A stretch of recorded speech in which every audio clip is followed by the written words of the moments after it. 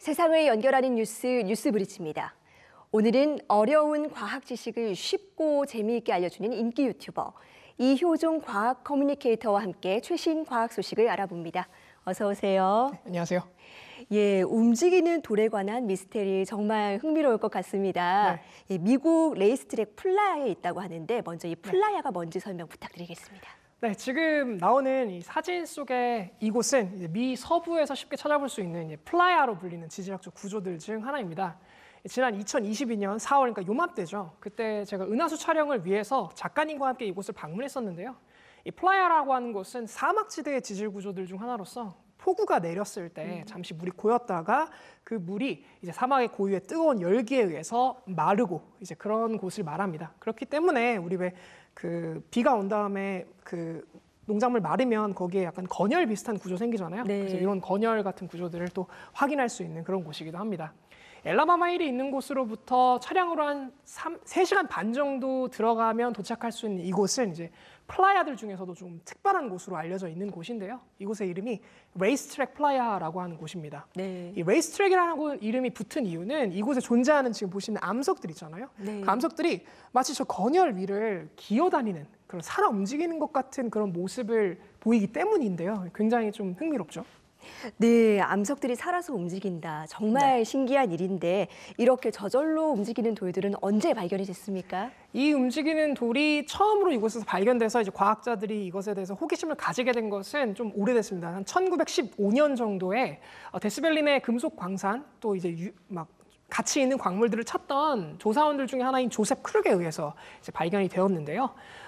이 현상이 목격된 후로부터 혹시 이곳이 고인물이 그 뜨거운 열에 의해서 저런 식으로 건열을 만드는데 이 돌이 대체 여기서 어떻게 움직일 수 있을까라고 하는 그런 궁금증이 계속해서 이제 확산이 되었죠. 놀랍게도 이 정체를 알 수 없는 움직이는 이 돌들의 무리에 의해서 어디서부터 움직였는지 뭐 이런 것들을 추적할 수 있는 이런 홈이 파여져 있는 모습을 볼 수 있는데요. 이것들이 이제 과학자들이 어떻게 하면 움직일 수 있는지를 좀 고민을 했다 이렇게 알려져 있습니다. 네, 이 중에는 무게가 무려 36kg이나 되는 굉장히 큰 돌들도 있었다고 하는데요. 2000년대 들어와서야 비로소 움직임을 제대로 포착할 수 있었다고요? 네, 맞습니다. 그 2000년대로 들어서면서 이 돌의 움직임을 좀 연구하던 과학자들 중에 이 돌을 혹시 GPS로 연구하면은 이 돌의 움직임을 우리가 확실히 알 수 있지 않을까라고 해서 돌에 GPS를 심는 그런 과정들을 통해서 연구에 좀 이제 박차를 가합니다. 그래서 근처에 기지국 설치해서 돌들이 어떻게 움직이는지를 계속해서 모니터링하는 과정 속에서 이 돌들의 움직임 분석을 했는데요. 공교롭게도 GPS의 움직임으로는 이 돌들이 정확하게 왜 움직일까라고 하는 것을 명확하게 알 수는 없었다고 해요. 네. 그런데 이제 사진 촬영 기술이 발달하면서 그 타임랩스 기법에 의해서 조금 실마리를 잡을 수 있었다라고 이제 알려졌습니다. 예, 그렇군요. 이 의미 있는 데이터를 얻기 위해서 굉장히 오래 걸렸을 것 같은데요. 네. 어떤 연구자는 아마 이 실험이 세상에서 제일 지루한 실험일 것이다. 이런 코멘트를 남기기도 했다고요? 네, 맞습니다. 이들이 GPS를 가지고 오랫동안 봤는데 이 돌들이 움직이는 시간이 굉장히 오래 걸리니까 야, 이게 정말 세상에서 제일 지루한 실험이 아닐까 이런 코멘트를 남긴 것인데요. 그러던 중에 이들이 이제 아주 우연한 계기로 이 플라야 근처 위치에서 아주 굉장히 흥미로운 현상을 관찰했다고 해요.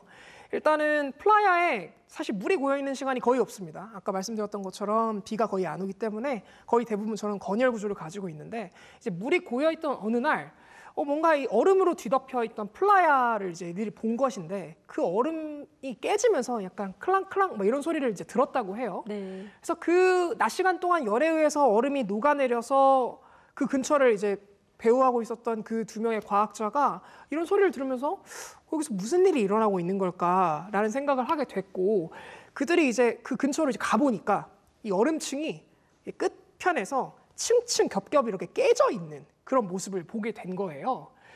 그래서 매우 얇게 형성된 이 얼음층이 혹시 이 돌을 움직인 게 아닐까라는 이제 가설을 세우게 되었고 그것이 이제 사진 촬영 기법에 의해서 명확하게 밝혀진 것이죠. 그러면 결국 이 얼음층에 비밀이 있었던 겁니까? 그렇죠. 지금 제가 준비한 사진이 4장이 있는데요. 이 네. 소개된 사진을 보면서 좀 설명을 하면 좋을 것 같습니다. 지금 보이는 사진은 그 은하수 천체사진 작가로 활동하고 계시면서 이제 BBC 사이언스 코리아에서 사진 작가로 활동하고 계신 김상구 작가가 직접 2014년 1월에 이 레이스트랙 플라이아를 방문해서 돌의 움직임을 찍은 사진입니다. 네. 이 연속된 사진을 잘 보시면 알 수 있듯이 이 플라이아 위의 돌들은 그렇네요. 녹아 있는 이 플라이아의 물 위를 지금 움직이고 있는 걸 확인할 수 있는데요. 근데 좀 더 자세히 보면 저 위에 얼음이 있습니다. 네. 그래서 그 얼음 전체가 돌과 함께 움직이고 있는 그런 모습을 확인할 수 있는 것이죠. 네, 그렇군요. 그렇다면 이런 현상은 왜 일어나는 걸까요?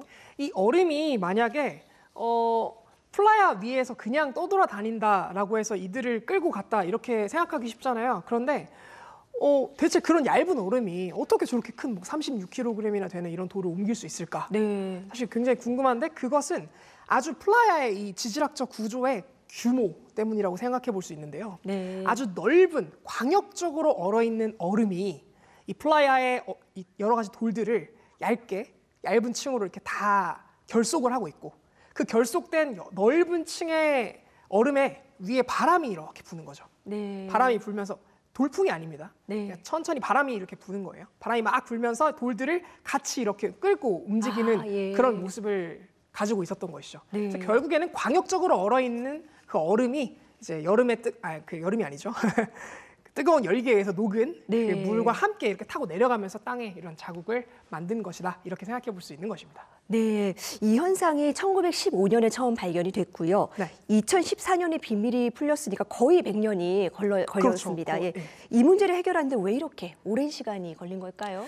그 이유를 추측해 보건데 아마도 이 플라이아 위를 움직이는 이 돌이 이 움직이기 위해서 필요한 조건이 너무 까다롭기 때문 아니었나라는 생각이 네. 듭니다.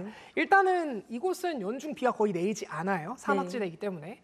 또 이제 비가 내린다고 하더라도 이게 밤 시간 동안 또 얼어야 됩니다. 네. 근데 잘 얼어야 되고 또 이제 그게 낮 시간 동안에 또 잘 녹아야 돼요. 네. 잘 녹은 상태에서 그 위를 또 잔잔하면서 광역적으로 부는 바람이 이 얼음을 전체적으로 밀어줘야 되기 때문에 이런 다양한 조건들이 다 합치되는 그런 그런 날을 우리가 사실 이렇게 좀 보기는 쉽지가 않잖아요. 네. 그래서 연구자들이 이것을 관측하기가 너무 어려웠기 때문에 이 연구가 이렇게 좀 더디게 되다가 결국엔 밝혀지지 않았나 이렇게 생각을 해봅니다.